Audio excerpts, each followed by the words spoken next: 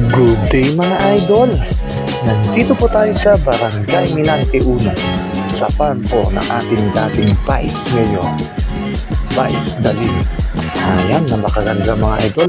Pero hindi po tayo magsiswimming dito mga idol. Magtatrabaho po tayo. Ayan, bali ang kaso po nito mga idol. Patay sindi po dati ang makina. May una pong tumingin. Ang sabi, papalitan na boto ng panibago. Pero pressure switch lang po pala ang problema mga idol. At bumigay na rin po ang check valve mga idol, kaya po nagpapatay sindi. Yung tubig po bumabalik po sa may tangke, bali submersible pump po ang nagsusupply po sa may tangke mga idol. Ayan po.